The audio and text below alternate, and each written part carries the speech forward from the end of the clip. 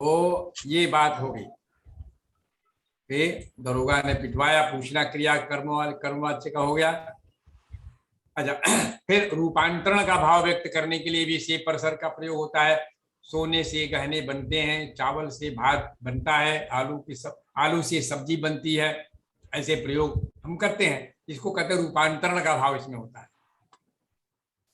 और ये अंग विकार वाला है ना, तो इसमें भी अंग विकार में वह पैर से लंगड़ा है, वह कान से बहरा है, लेकिन चूंकि ये मुझे लगता है कि ऐसे प्रयोग जो है संस्कृत के आधार पर, संस्कृत के वाक्यों का ये अनुवाद है। लंगड़ा तो पैर से ही आदमी होता है, वह लंगड़ा है सीधे हम बोलते हैं हिंदी में, लेकिन संस्कृत में कुछ ऐसा है, वो करण कारक बताने के लिए उसमें वो अपादान या करण में आता है, तो इसको हम उतना महत्व नहीं देते। अब हम सीधे उस पर आते हैं, में परसर्ग। में और पर ये दोनों परसर्ग हैं, क्रिया का आधार प्रस्तुत करते हैं। में और पर दोनों जो है क्रिया का आधार प्रस्तुत करते हैं। और क्रिया के दो आधार होते हैं, स्थान और समय। ये दो आधार होते हैं, इसी आधार पर इसको अधिकरण कारक में लिया जाता है। कोई कार्य जो घटित होता है वह किसी स्थान पर और किसी समय में घटित होता है, ये स्थिति होती है में और पर।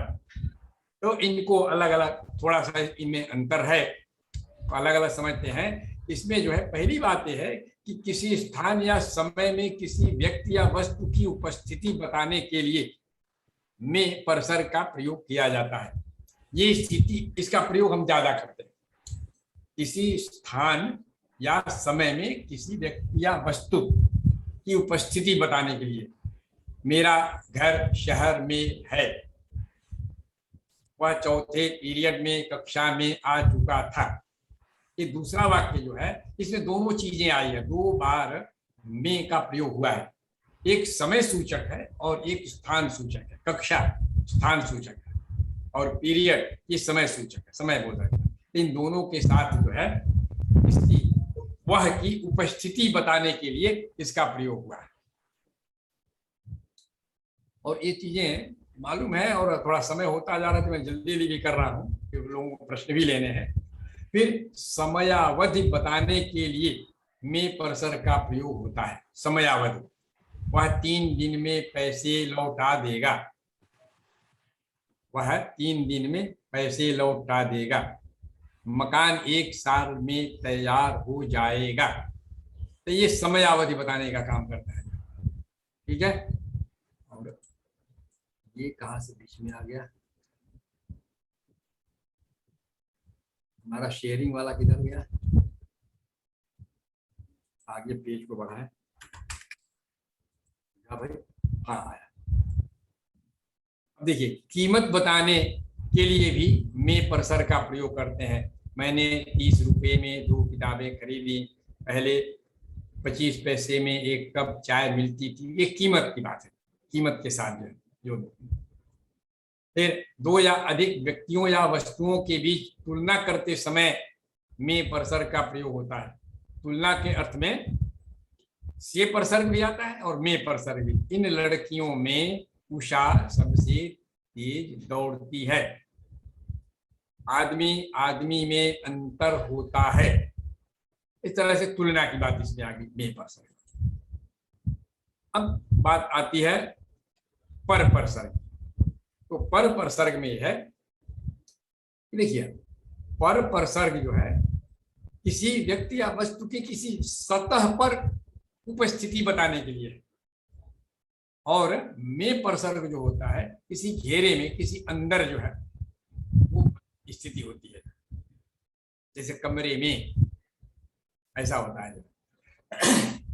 तो किसी वस्तु के एकदम निकट, ध्यान दीजिए, किसी वस्तु के एकदम निकट या उसके ऊपर किसी व्यक्ति या वस्तु की उपस्थिति बताने के लिए पर परसर्ग का प्रयोग होता है। जैसे किताब मेज पर है, उसकी सतह पर होगी बात। शांति छत पर खड़ी है, ये दो वाक्य हो गए सतह वाली बात।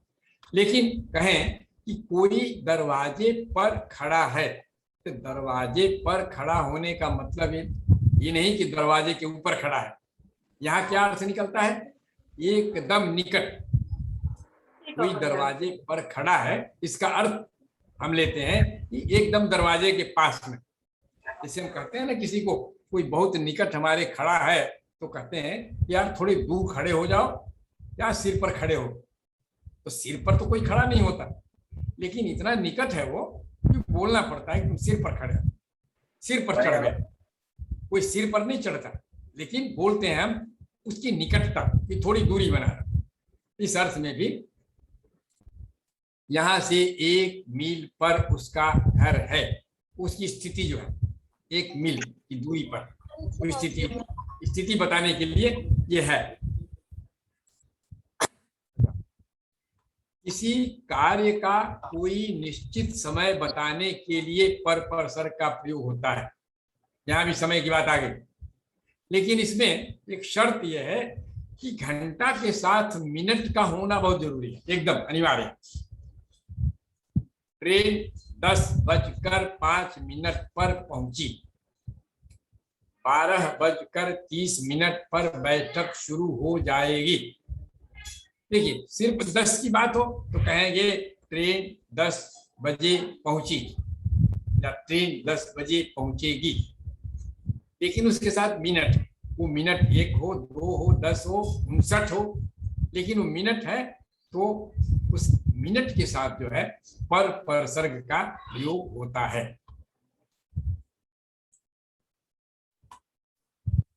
जाता है कि एक ही कार्य की निरंतरता दिखाने के लिए पर परसर्ग का प्रयोग होता है।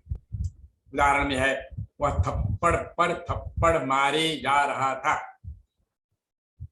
वह कर्ज पर कर्ज लिए जा रहा था, उसको धमकी पर धमकी मिलती जा रही थी या मिल रही थी या मिलती रही, जो भी प्रयोग हो, लेकिन धमकी पर धमकी। तो जब निरंतरता दिखानी हो तो उसी शब्द को पर से जोड़ देते हैं, तो निरंतरता की बात आ जाती है। इस तरह से ये पर की बात हो गई। अच्छा, अब ये है कि इतने प्रयोग तो बताए गए, लेकिन इनके प्रयोग में और विविधता है। कुछ उदाहरण देखिए। नेताजी मेरे कहने पर यहाँ आए, उसे भाग्य पर भरोसा नहीं है, वह मेरे पैसे पर पलता है। बच्चों पर क्रोध नहीं करना चाहिए, चित्र को देखने पर तुम सब कुछ समझ जाओगे। ये जो प्रयोग है इनमें देखिए, सब में पर आया। ये तरह तरह की स्थितियां हैं, लेकिन एक चीज जरूर है कि आधार जो है, जैसे मेरे कहने पर नेताजी आए, यानी कहने के आधार पर। उसे भाग्य पर, भाग्य एक आधार है, भरोसा का आधार भाग्य। इस तरह से इसका अर्थ लेंगे तो वो आधार वाली बात आ जाएगी।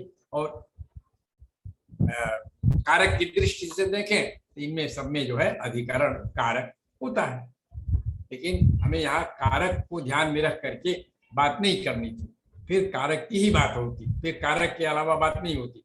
इसलिए इन परसर्गों के प्रयोग की बात कही गई है। और इनके अलावा दूसरे जो आते हैं वे परसर्गीय शब्दावली के रूप में, जिनकी चर्चा यहाँ नहीं होगी। परसर्गीय शब्दावली, परसर्ग और दूसरे शब्दों के साथ जोड़ करके क्या कहते हैं कि घर के अंदर, के ऊपर, के नीचे, के बजाय, के सिवाय, ऐसे ऐसे जो प्रयोग आते हैं इनको परसर्गीय शब्दावली हम कहते हैं।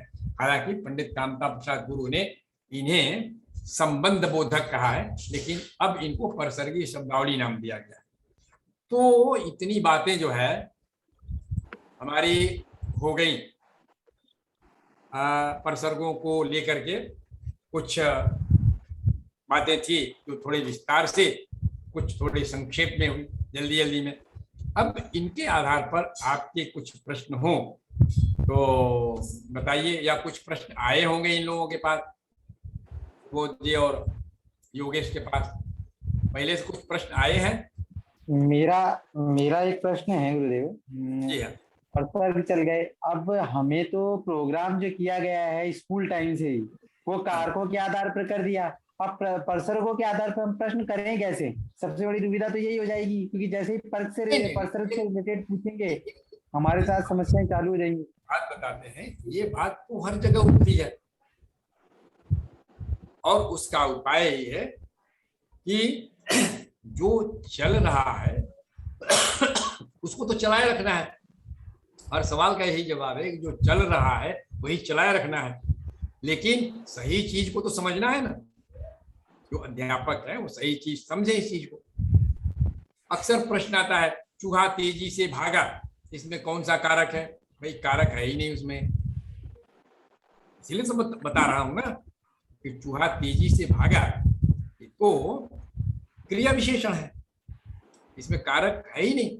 लेकिन से देख लिया, और से के लिए कहा क्या गया है?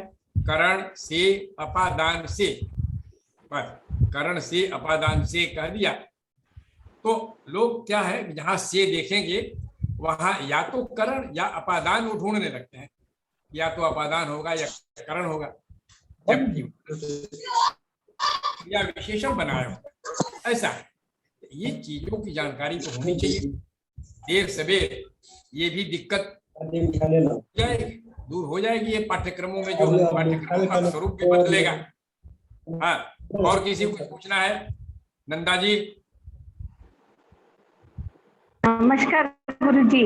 हाँ, यही पूछना था कि आजकल तो पर्सन के बारे में वैसे नाम लेकर नहीं बताया जाता है। कारक या विभक्ति के भेद बताइए, या कारक क्या है, विभक्ति क्या है। जैसे अभी आपने बताया कि चूहा दौड़ने लगा है, ऐसे वाले ही पूछे जाते हैं परीक्षा के तौर पर।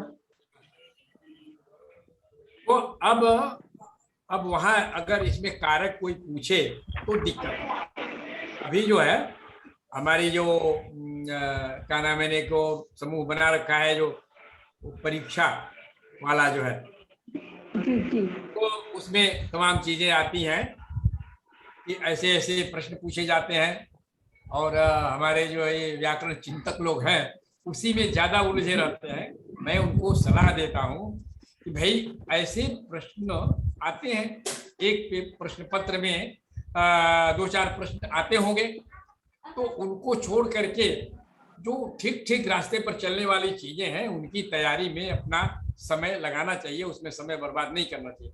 ऐसे प्रश्न टेढ़े मेढ़े जो है वो आते हैं, और आजकल तो लोग ऐसे हैं जिनको खुद नहीं आता लेकिन दूसरों को उलझाने के लिए अपना ज्ञान वहां दिखाते हैं। ऐसे ऐसे प्रश्न लोग दिखाते हैं कि ऐसा प्रश्न इस परीक्षा में आया, उस परीक्षा में आया।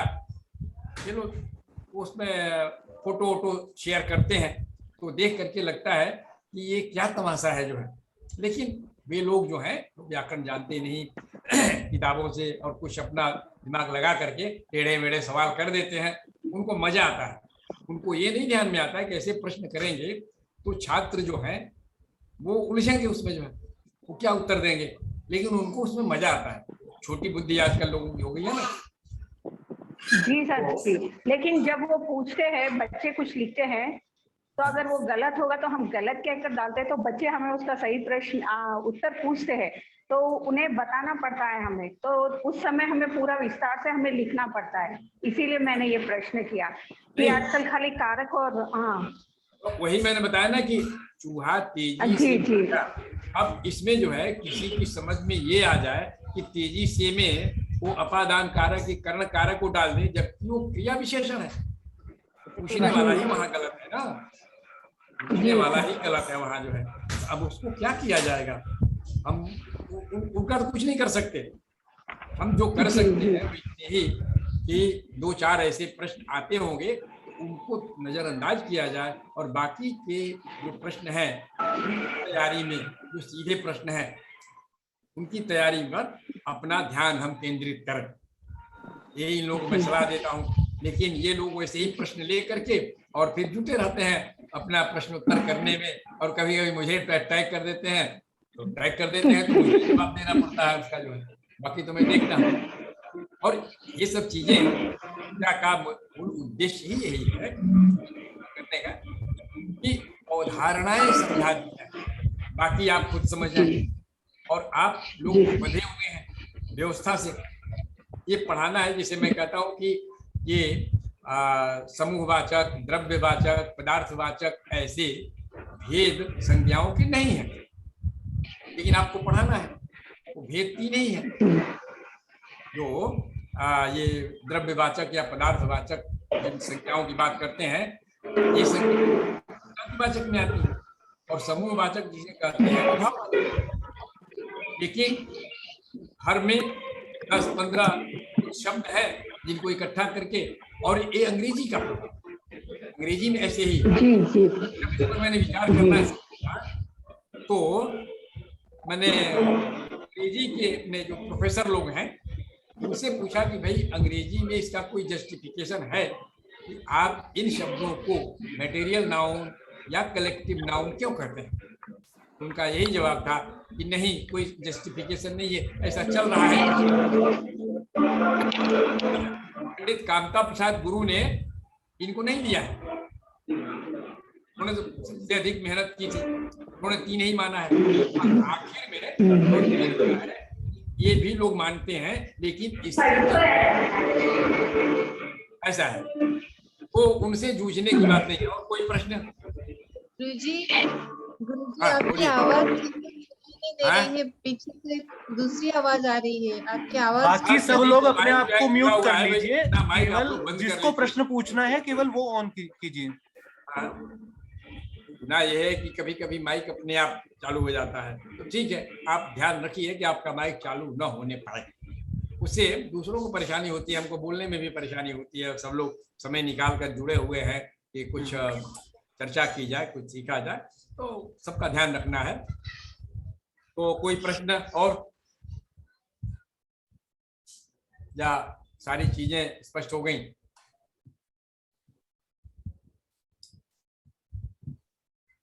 गुरुजी इस संबंध में कुछ संदेह नहीं है अभी, लेकिन मैं क्या कुछ दूसरा प्रश्न पूछ सकती हूँ दूसरे विषय में? वो तो पूछ लीजिए। तो ऐसा मैंने कहीं पे हाँ जी, धन्यवाद गुरुजी। मैंने एक किताब में पढ़ा कि वहां पे लिखा है अयोगवाह जो है वो 2 है, अनुस्वार और विसर्ग, और एक जगह पे लिखा है 3 है, अनुस्वार, विसर्ग और अनुनासिक। तो कृपया इस शंका का समाधान। मैं आपका प्रश्न समझ गया। अब ऐसे व्याकरण लेखक लोगों ने अध्यापकों को बड़ी मुसीबत में डाल रखा है। ये अयोगवाह 5 होते हैं, लेकिन वो संस्कृत में है। हर मैंने विषय की अपनी अपनी सीमाएं होती हैं, अपनी अवधारणाएं होती हैं। ये वहां की अवधारणा है। अयोगवाह शब्द का प्रयोग ही हिंदी में नहीं करना चाहिए, लेकिन मालूम है नहीं, किताबों में देखते हैं ये जितने व्याकरण लेखक हैं किताब से किताब लिख करके छपवाते हैं। ये दिक्कत है। ऐसे ऐसे लोग हैं, उनको क्या कहा जाएगा? अयोगवाह तो 5 है। मैंने भी सोचा कि देखे संस्कृत व्याकरण में जो है कि क्या चक्कर है उसमें। अयोगवाह उसमें 5 है, वो 2 के मुझे भी नाम याद नहीं आ रहा, उसकी हमको जरूरत नहीं है। अयोगवाह एक कहना ही नहीं चाहिए, कुछ मतलब नहीं है। हम तो उनको जो है विसर्ग कहते हैं, विसर्ग नाम से हम सब जानते हैं। अब उसमें क्योंकि वहाँ की टर्मिनोलॉजी, वहाँ का जो पारिभाषिक शब्द लेंगे तो उनका अपना अर्थ है वहाँ का, व्याकरण में हमारे की जरूरत नहीं है उसकी। लेकिन गुरुजी एक मतलब छठी कक्षा में ये 2 लिखे हैं, फिर वही बच्चा जब 7वीं में आता है तो वहाँ पे 3 लिखा है, तो बच्चे पूछेंगे तो हम क्या बोलेंगे? कितने हैं? प्रश्न आता है अभ्यास में, प्रश्न आता है कितने? एक काम मैं करूंगा, जो अयोगवाह पर मैं लिख दूंगा 5 है, उनके नाम लिख दूंगा। देखिए इसमें क्या होता है कि ऐसे में हमको तैयार रहना है और बच्चे को क्या उत्तर दिया जाए जो गलत भी ना हो और वो संतुष्ट भी हो जाए। ठीक है, ऐसा है। तो कुछ अपने ढंग से जिसमें वो संतुष्टि हो जाए कि गलत भी ना हो और संतुष्ट भी हो जाए, क्योंकि वो बच्चों को संतुष्ट करना बड़ा मुश्किल काम होता है, उनके मन में गलत नहीं बैठना चाहिए जो। और किताब में जो लिख दिया जाता है, कहा कि मैं बहुत वर्ष पहले 10वीं के बच्चों को हिंदी पढ़ा रहा था, तो किताब में उनको चीटा और चीटी स्त्रीलिंग पुल्लिंग लिखा हुआ था। वो जल्दी मानने को तैयार नहीं थे कि चीटा का स्त्रीलिंग चीटी नहीं है, वो दोनों अलग अलग प्रजातियां, लेकिन व्याकरण में लिख दिया है, कोश में लिखा हुआ है। अब क्या करेंगे, जबकि कोश बनाना तो बहुत जिम्मेदारी का काम है, लेकिन ऐसा लिखा होता है। अब जो लिखा है तो सामान्य लोग तो उसी को मानेंगे कि भाई सामान्य आदमी ने तो लिखा नहीं होगा। उनको क्या पता कि सामान्य आदमी ने ही लिखा है वो। तो ऐसा है।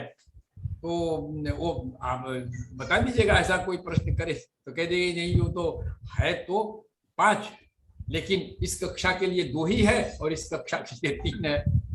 ऐसा कुछ उत्तर तो देना पड़ेगा। जो हम किसी का भी प्रश्न हो, हम उत्तर दिए बिना बच नहीं सकते, वो बहुत गलत संदेश जाता है। मेरे गुरुजी आचार्य विश्वनाथ प्रसाद मिश्र थे, कुछ लोगों ने नाम सुना होगा उनका जो है, तो वो कहा करते थे कि अध्यापक को चाहिए कि कक्षा में आप गलत उत्तर कभी मत दीजिए, जो आपको आता है वही उत्तर दीजिए।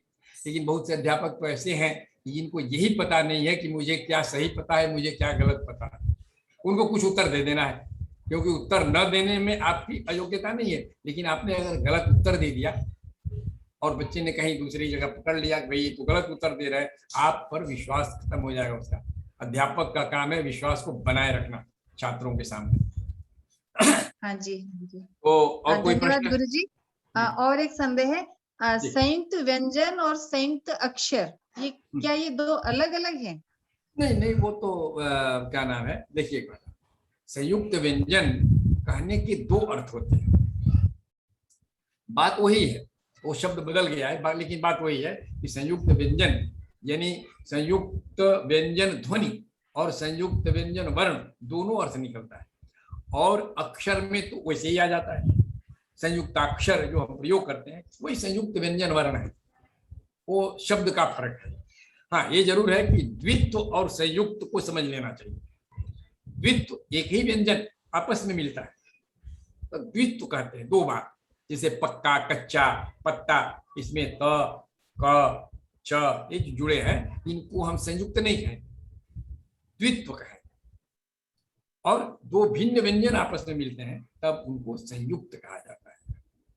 संयुक्त, हालांकि ये जो समान व्यंजन मिले हैं वो भी तो संयुक्त ही हुए हैं, लेकिन ये जो पारिभाषिक शब्द है वो अलग अलग करके समझा जाता है। तो ये संयुक्ताक्षर कहिए या संयुक्त व्यंजन कहिए, वो संयुक्ताक्षर वो संयुक्त वो व्यंजन ही है, संयुक्ताक्षर भी तो व्यंजन ही है। संयुक्ताक्षर जो है हाँ जी गुरु जी, स्वरों में नहीं वही होता। तो मुझे तो, हाँ जी गुरु जी, मुझे तो यही पता था, लेकिन मैं जो किताब अभी पढ़ा रही हूँ बच्चों को, उसमें संयुक्त व्यंजन दिए हैं 4, लिखा है हिंदी में संयुक्त व्यंजनों की संख्या 4 है, श, त्र, स्र और ज्ञ, और बाकी जो है 2 मिलते हैं वो ये एक बड़ा गड़बड़ मुद्दा है। जब मैं ध्वनि का मैं पढ़ाता हूँ कभी, खुद ही कंफ्यूजन अरे हो रही हूँ कि मैं पढ़ा। अभी उसको मैं समझा नहीं सकता, ये लंबा करना पड़ेगा। अभी आगे जो है ध्वनि और वर्ण की कक्षा चलेगी, उस पर मेरा जो है पूरी आपत्ति रहती है इस चीज को लेकर के। उसकी आपत्ति जो है ध्वनि और व्यंजन वाला जो वर्णमाला ही सही नहीं है हिंदी की, मैं तो कहता हाँ हूँ जी, वर्णमाला में भी वर्णमाला ही जो है, आप जो है हाँ विश्वभाषा कर रहे हैं, वर्णमाला ही सही नहीं कर सके। किनको रखना है किनको नहीं रखना है, कोई 50 कहे, कोई 52 कहे, कोई 51 कहे, कैसे चलेगा? हाँ जी, हाँ जी, करना होगा। ये बड़ी समस्या है कहीं पर, मतलब वो हम सब जब पढ़े थे। मैं बताऊंगा इस पर, आगे कक्षा जो है वो उसमें ज्यादा लंबा नहीं होगा, धन्यवाद, लेकिन धन्यवाद, धन्यवाद की चर्चा करेंगे। तो अब प्रश्नों की चर्चा हो गई। जी जी जी, धन्यवाद गुरु जी, प्रणाम। कोई अभी कुछ में हो तो पूछ सकता है, मन में न रह जाए कि मैं पूछ नहीं सका। सर नमस्ते। सर जी हाँ, बोलिए। सर, आज की जानकारी बहुत विस्तृत में मिली हमें। आज तक हम सिर्फ कारक के बारे में जानते थे, लेकिन परसर्त के विस्तृत रूप को जानकर बहुत खुशी हो रही है सर। बहुत बहुत धन्यवाद सर। ऐसा जी, जी। लग रहा है कि हम तालाब से निकलकर नदी में छलांग मार रहे हैं सर, ऐसा लग रहा है सर। हमारी कोशिश यही है, मैं क्यों लगा हुआ हूँ जी। इसमें जो है कि गड़बड़ियां हैं सब, लेकिन उन गड़बड़ियों के बीच आपको एक सही समझ, जिसको कहते हैं कि अवधारणा है, आपके हर विषय में आपका कॉन्सेप्ट जो है स्पष्ट होना चाहिए। ये चीज ऐसे है, ये चीज ऐसे है, ये चीज ऐसे होती है। तो कॉन्सेप्ट जब स्पष्ट हो जाएगा तो कोई भी प्रश्न आपके सामने आएगा, उसके आधार पर आप तय कर लेंगे। गुरुदेव, धन्यवाद सर, धन्यवाद। एक दिन व्याकरणिक कोटि के बारे में भी बताइएगा कि व्याकरणिक कोटि क्या चीज है। वो तो व्याकरणिक कोटि क्या है, शब्द बता दे रहा हूं। ये लिंग, वचन, पुरुष, कारक, काल, पक्ष, वृत्ति और वाच्य, ये जो हैं जिनको हम अलग अलग पढ़ाते हैं, इन्हीं आठों को व्याकरणिक कोटि कहा जाता है। तो हम उनकी चर्चा करते ही हैं। लिंग, वचन, पुरुष, कारक, काल, पक्ष, वृत्ति और वाच्य, जिसमें जो आखिर की जो चार हैं उनका सीधा संबंध क्रिया से है। काल, पक्ष, वृत्ति और वाच्य, इनका संबंध क्रिया से है। और बाकी जो है लिंग, वचन, पुरुष और कारक, इनका संबंध जो है ये संज्ञा, सर्वनाम, विशेषण शब्दों से, इनसे है जो है। इस तरह से वो है उनकी स्पष्टता, तो अलग नहीं है। बस इन्हीं को, इन आठों को व्याकरणिक कोटि कहते हैं, व्याकरणिक कोटियां, क्योंकि इन्हीं कोटियों में विभाजित करके व्याकरण को, भाषा की संरचना को हम समझते हैं, इसलिए उनको व्याकरणिक कोट कहा जाता है। तो शब्दों का प्रयोग जो है सावधानी से करने की बात होती है। क्या जी नमस्ते जी। नमस्ते जी गुरुजन। जी नमस्ते। मुझे पर के बारे में जो शंकाएं इतने दिन थी, आज बिल्कुल मुझे समझ में आया। आपके वर्ग के वर्ग में, आपके वर्ग में बहुत लाभ उठाया। पर के बारे में मेरी शंका जो भी थी वो सब कुछ आज ठीक हो गया। बहुत बहुत धन्यवाद जी, बहुत बहुत धन्यवाद आपको। अब ये इसका भी जूम भी जो है अपना टाइम पूरा करने वाला है। कोई नहीं, अभी 10 मिनट है सर। जी जी जी, और प्रश्न तो ले सकते, बंद किया जाए। और किसी का कोई प्रश्न है क्या? गुरुजी, अभी किसी ने यहाँ पर मैसेज लगाया है कि हमें वर्णमालाएं कितनी है कहकर बताना है, सही उत्तर बताइए कहकर किसी ने अभी यहाँ पर मैसेज लगाया है। देखिए, अभी इसका ना कि आगे कोई कार्यक्रम रखेंगे, ध्वनि और वर्ण, हिंदी की ध्वनियां और हिंदी के वर्ण, ऐसा करके। सर वो वर्णमाला पूछ रहे हैं, वर्णमाला तो जब वर्णों की चर्चा होगी तो वर्णमाला उसमें आएगी जो है। जी जी, वर्णों की चर्चा होगी। और मेरी शुरुआत जो मैं नवीकरण कार्यक्रम जो है उड़ीसा, केरल, कर्नाटक, तेलंगाना, तमिलनाडु, तमिलनाडु को कोई क्लास मेरी नहीं हुई जो है। ये बानोड़े जी जो है तमिलनाडु वाले क्लास में मुझे नहीं देखा। मैं तमिलनाडु से हूँ जी, मल्लेश्वरी बाई, मल्लेश्वरी बाई तमिलनाडु में से। लेकिन वहाँ का जो नवीकरण कार्यक्रम होता है वो हैदराबाद केंद्र के अंतर्गत है। हाँ जी, हाँ जी। तो तमिलनाडु का भी नहीं। ठीक है, आप लोगों ने ध्यान दिया, सुना, सबको धन्यवाद। और सर जी, और एक प्रणाम। जी हाँ, चलिए सर जी एक छोटी सी विनती है हमारी। बोलिए। अगर हमें आपसे बात करना होगा तो हमें किस नंबर पर कांटेक्ट करना है सर जी? मैं दे देता हूँ आपको जो है, लिख लीजिए। जी सर जी, आपका नंबर बोलिए सर जी। सर, मेरा नंबर तो दूसरा है जिस पर हम सब लोग जुड़े हुए हैं, लेकिन जो कांटेक्ट करने के लिए है, लेकिन 8460, मैं हिंदी में बोल रहा हूँ, 8460 8460 फिर है 87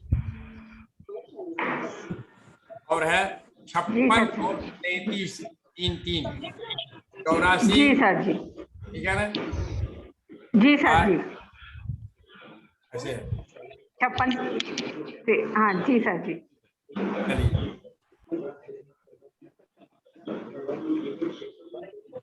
जी सर जी, धन्यवाद सर जी।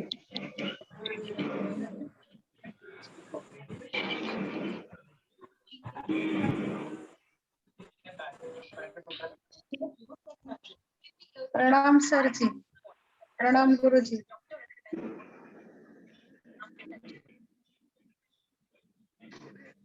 सर ठीक है, तो सर फिर इस चर्चा को यहीं समाप्त करते हैं और अगली चर्चा शनिवार को, अगले शनिवार को रखते हैं। ठीक है जी, जी, सभी को बहुत नमस्कार, शुक्रिया। शुभ रात्रि। शुभ रात्रि, सुबोध सर जी, धन्यवाद आपका। शुक्रिया जी। प्रणाम। गुरु जी धन्यवाद।